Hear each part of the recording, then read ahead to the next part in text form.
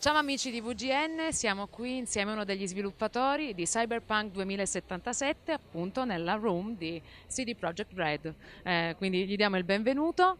Thank you for meeting us. We've seen a lot of stuff yesterday. We've been very surprised of what we've seen because I think we've seen something completely different from the past. We saw you look at the future in this case. Did you look at some elements from games such as Fallout or similar games like this? So for us, we really looked and took from the world of Cyberpunk 2020. So we had Mike Pondsmith come in and he helped really to teach us what Cyberpunk from that world was. So we took that as the biggest kind of reference. And for us at CD Projekt RED, we really want to make our own stamp on what Cyberpunk is.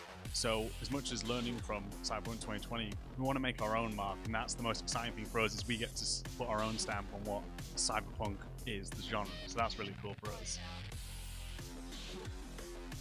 Something reminds me of Blade Runner's movie too, yeah? When I looked at the city, yeah, we've seen something similar in it. So Blade Runner has done like some amazing things. Like I'm personally a huge fan of Blade Runner. You know, it's amazing.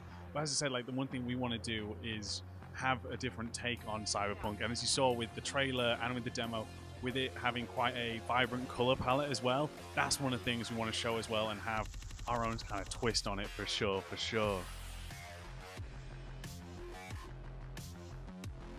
Will Night City be the only world to explore, or we will see other worlds? I was going to say, we'll see with that one, but like for us, the main focus right now is Night City because there's so much to see and do here right now. There's going to be some amazing things. As you saw, there's a lot of verticality inside like the buildings, and there's just so much to show there, and we really can't wait for you to see what we have in store for it. Yeah, Night City is just like a macro universe, you told me, and how big it is. Okay, so we don't actually know ourselves. We haven't measured it, but it is going. We are aiming for a similar size of The Witcher, but because the map's very different, you know, like think about The Witcher. It's kind of more like horizontal. It's very, you know, these sprawling landscapes. But as you saw in the demo, we've got these really tall vertical buildings. So there's going to be a lot of stuff happening in those buildings as well. So it's going to be of the same size, but as for metrics, we don't know yet. But it's going to be a similar size of Witcher.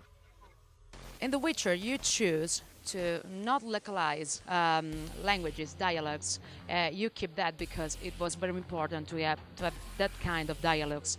Are you making a change in Cyberpunk or not? I can't say personally because I'm a level designer, so I'm unsure on what's going to happen with that one there. But I'm sure the team's working hard and making the best decision for the game for it. Oh, we've seen some sort of inhalator that he'll be and give her some sort of bullet time. Will she have other special abilities like Geralt had in The Witcher? So yes, we really want to focus on these cybernetics giving you some sort of gameplay advantage. As you saw with the bullet time, we also had the Kuroshi eye implant. So this will have like a scanner allowing the players to see enemy weaknesses as well as being able to investigate certain elements as well. So this is just a taste. There is going to be loads of other cybernetics that are going to be able to do such cool things for gameplay, but also other cybernetics, as we saw with the character Dexter Shawn. He had a very much like golden plated arm. So it's also a way for you as a player to express yourself and show your cyberpunk and coolness as well with this. You have, a story and secondary missions, but do you have more, just like some other activity? Yes, we will be having, I can't say what on, but with Night City being such a sprawling kind of city, there is going to be a lot for the players to do. So we can't say in too much detail, but there is going to be some amazing things that players will be able to do and for you to explore too. Okay, are you planning to add some sort of card game such as Gwent this time? Maybe an sci-fi high-tech version? Yeah, a lot of fans in Italy want to know that. No, that's a very good point. We can't go into too much detail, but as you've seen in Witcher, what we have done, we'll be thinking about these things for sure. But it's difficult to work on a first-person experience after what you built with the Witcher saga. It's a third-person story. Yeah, it's completely different for a first-person. So, I mean, we wanted to challenge ourselves, and that's one of the big things and one of the amazing things at working at CD Projekt RED is we're constantly trying to look new ways to improve.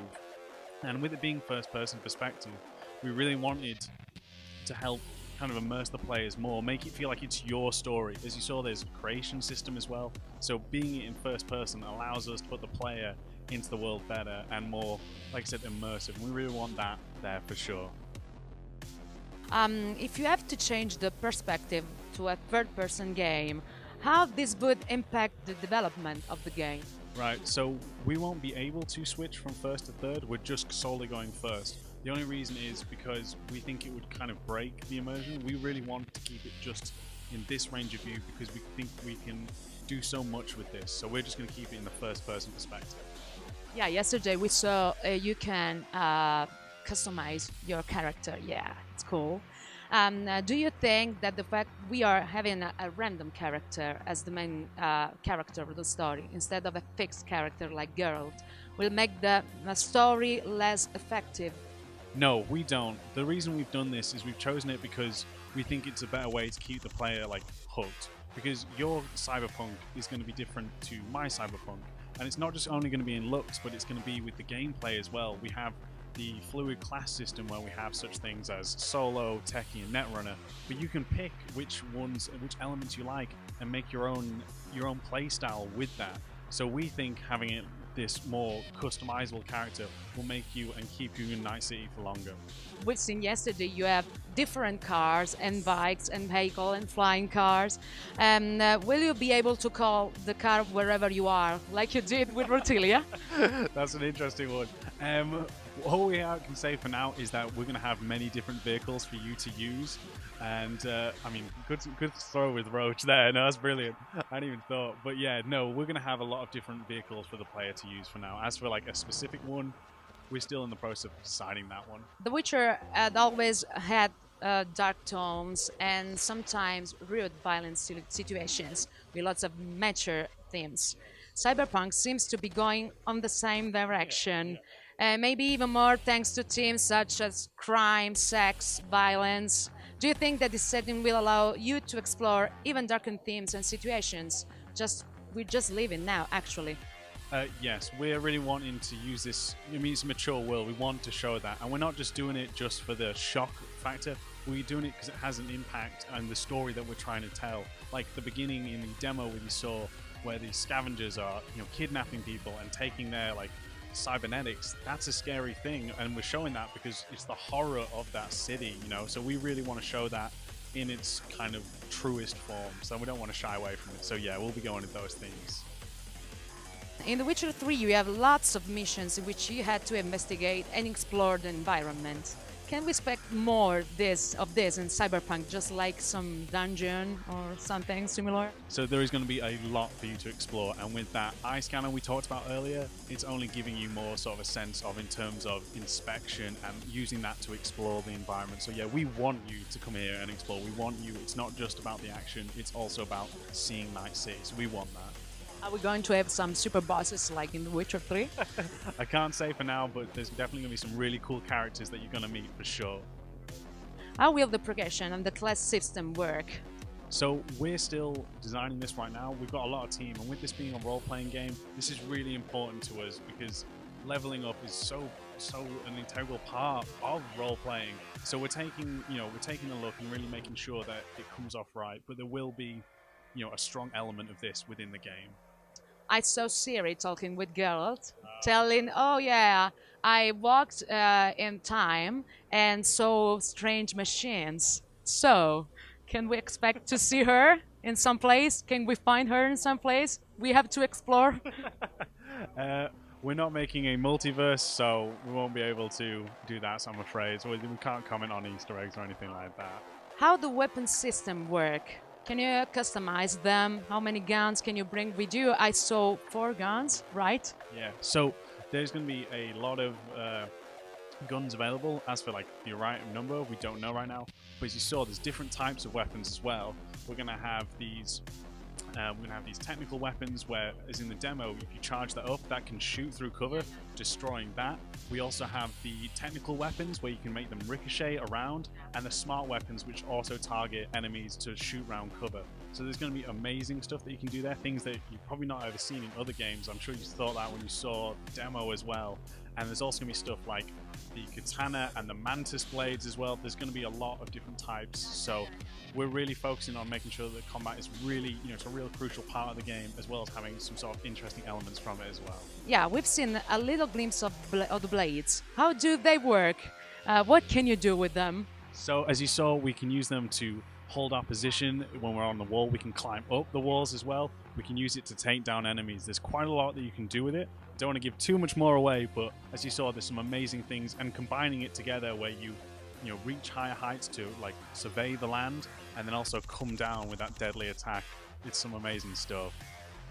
Are you going to support the game in future with side adventures that would add different locations? I'm talking about something just like DLCs.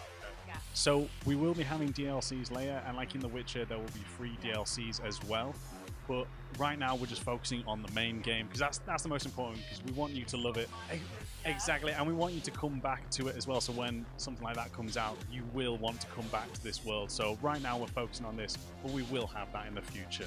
Okay, thank you for your time. And do you want to say something to your fans in Italy? Sure, I would just say thank you very much for the support. We absolutely appreciate it. And we promise when it comes out, you will love it. We're, trying to make something amazing. So thank you very much.